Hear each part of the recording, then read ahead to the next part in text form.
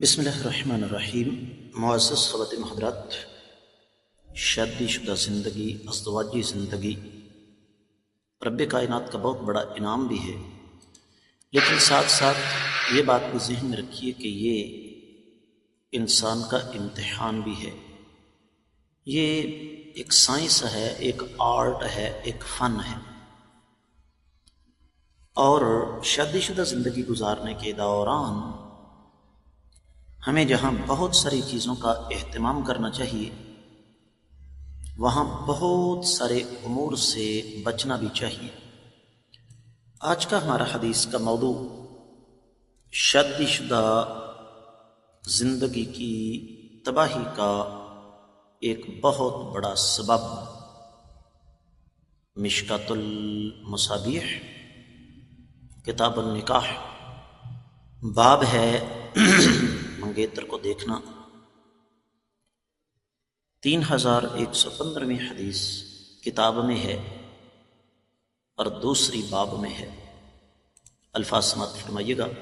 وعن ابن مسعود رضی اللہ عنہ قال قال رسول اللہ صلی اللہ علیہ وسلم لا تباشر المرأة المرأة فتنعتها لزوجها كأنه ينظر إليها متفق علیہ۔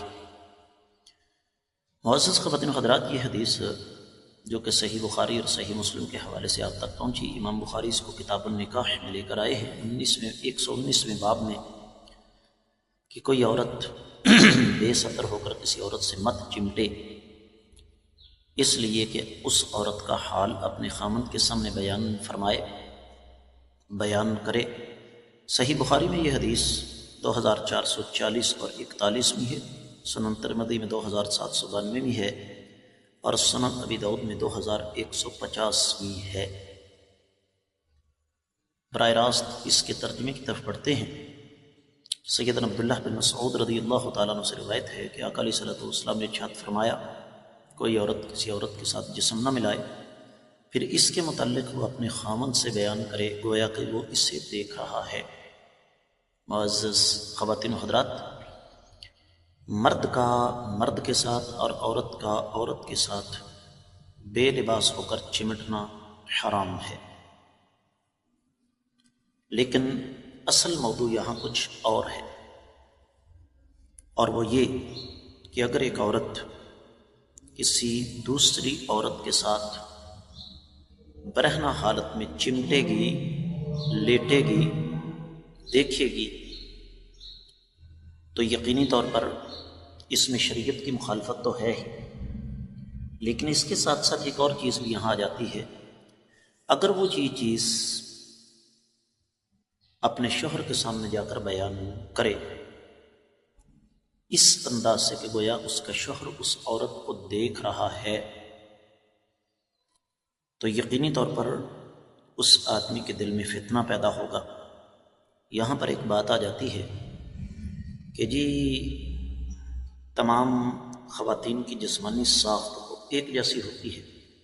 معزز خواتین و حضرات، کی بات درست بھی ہے اور غلط بھی ہے۔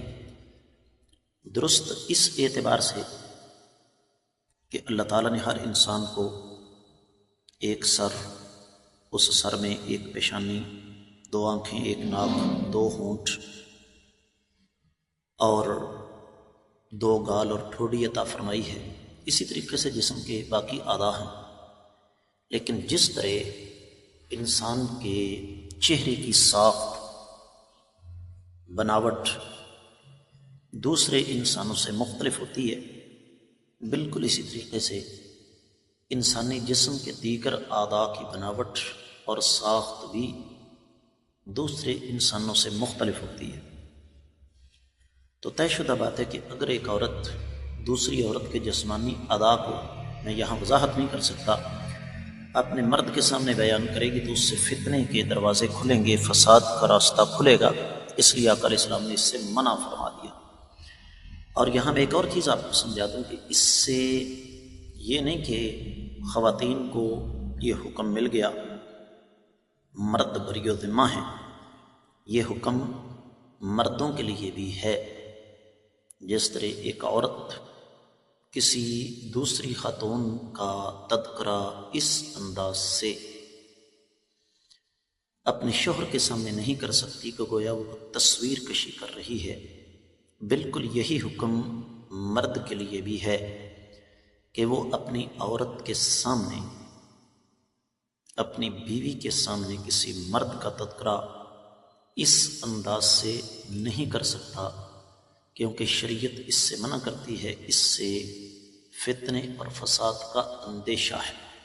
میں امید کرتا ہوں کہ یہ حدیث آپ کو اچھی طرح سمجھ آ گئی ہوگی۔ آپ لوگوں سے خصوصی طور پر گزارش کروں گا کہ جہاں تک ہو سکے ابن اسباق کے جاریہ سمجھ کر آڈیو ویڈیو کی شکل میں آگے نشر فرمائیں۔ چینل کو سبسکرائب کریں، ویڈیو کو لائک کریں، شیئر کریں، ساتھ لگے گھنٹی کے بٹن کو ضرور دبائیں تاکہ تازہ ترین اسباق آپ کو بر وقت ملتے رہیں۔ کامنٹ سیکشن میں اپنے قیمتی خیالات کا اظہار ضرور فرمائیے گا۔ آج کے سبق سے اجازت چاہوں گا۔ السلام علیکم ورحمۃ اللہ وبرکاتہ۔